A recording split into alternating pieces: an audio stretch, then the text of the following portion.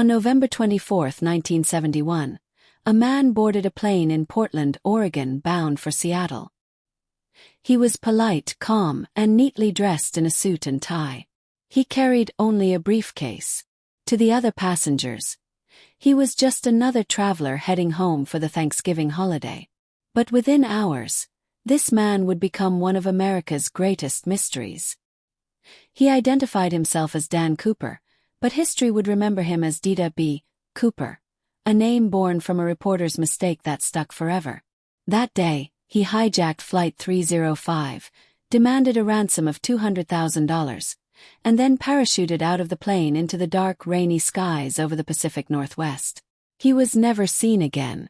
More than 50 years later, his fate remains unknown. Did he die in the wilderness? Did he escape and live quietly under a new name? Or is the legend of D.B. Cooper bigger than the man himself? This is the full story of the mysterious hijacker who vanished into thin air. To understand D.B. Cooper's hijacking, we need to step back into America in the early 1970s. Commercial air travel was booming, but airport security was almost non-existent. There were no metal detectors, no baggage scanners, and no ID requirements. You could walk into an airport, buy a ticket with cash, and board a plane within minutes. The 1960s and 70s saw a wave of hijackings. Most were politically motivated, with hijackers demanding flights to Cuba. But none were as bold or as mysterious as the man who would soon be called D.B. Cooper. It was the perfect environment for someone with a daring plan. At 4 p.m. on November 24, 1971, a middle-aged man purchased a one-way ticket from Portland to Seattle on Northwest Orient Airlines Flight 305. He gave the name Dan Cooper. Once aboard, he settled into seat 18C. He ordered a bourbon and soda, lit a cigarette, something still allowed at the time, and waited until the plane was airborne. Shortly after takeoff, he handed a folded note to flight attendant Florence Schaffner. At first, she slipped it into her pocket, thinking it was a phone number from a flirtatious passenger.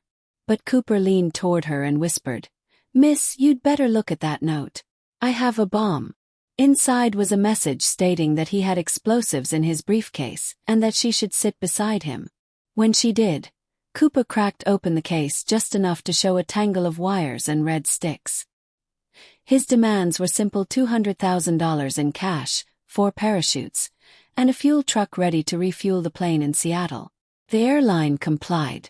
Passengers were told the flight was delayed due to minor mechanical issues, while behind the scenes, authorities scrambled to gather the money and parachutes. When the plane landed in Seattle, Cooper released the 36 passengers unharmed in exchange for the ransom. But he kept several crew members aboard. After refueling, he issued his final demand: fly the plane south toward Mexico City.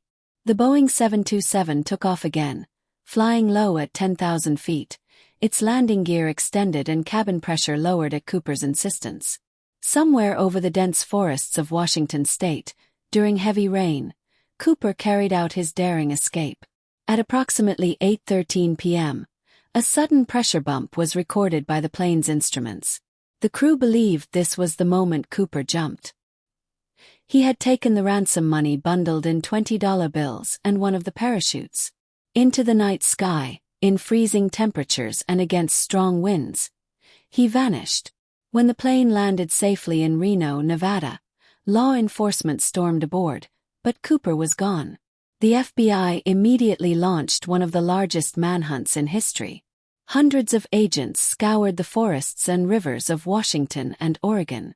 The search was difficult: thick woods, treacherous terrain, and winter storms made it nearly impossible to find evidence. They interviewed witnesses, tracked the serial numbers of the ransom bills, and followed countless tips. Sketches of Cooper were circulated nationwide. But the trail went cold. The case became legendary not only for its mystery, but for the hijacker's style. Unlike other hijackers, Cooper was calm, polite, and even considerate. Passengers later said they never felt in danger. He refused to harm anyone and even paid for his bourbon. His cool demeanor made him into a sort of folk hero. Over the decades, countless suspects emerged. Richard Floyd McCoy, a man who hijacked a plane in 1972 in almost the same manner. But he was caught and denied being Cooper. Kenneth Christensen, a former flight attendant and paratrooper.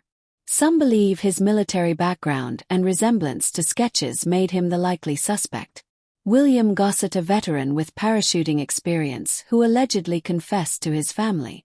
Dwayne Weber, on his deathbed in 1995, he told his wife, "I'm Dan Cooper."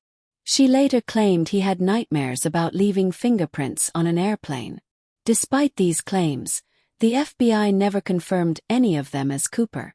In 1980, a boy named Brian Ingram found $5,800 of the ransom money buried along the Columbia River, 40 miles from the suspected drop zone. The discovery deepened the mystery. Did Cooper bury it himself? Or did it wash downstream after his death? The biggest question is whether Cooper lived through his jump. Some experts argue that his plan was reckless. He jumped at night in a storm without proper equipment and in unsuitable clothing. Survival seemed impossible. Others believe he planned it with precision.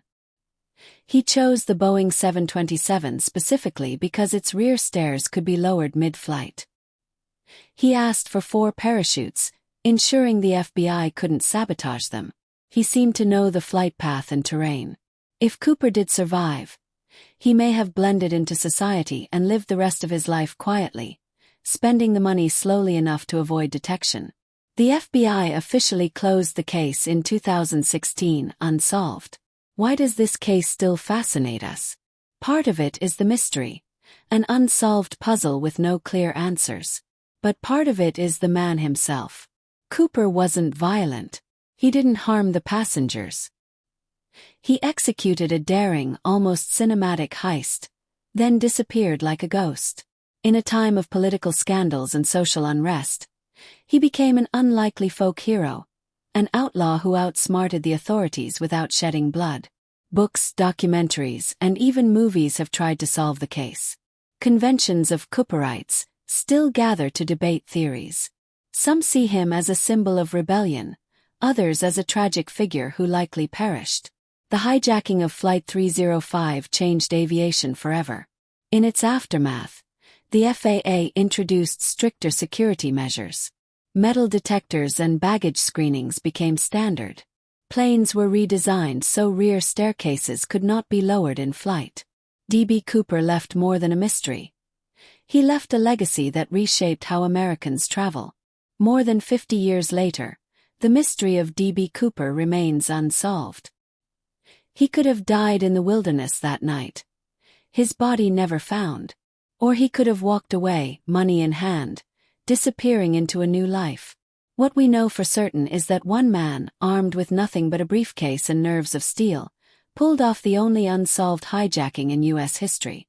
D.B. Cooper may be gone, but his story endures half legend, half crime, and forever one of America's greatest mysteries.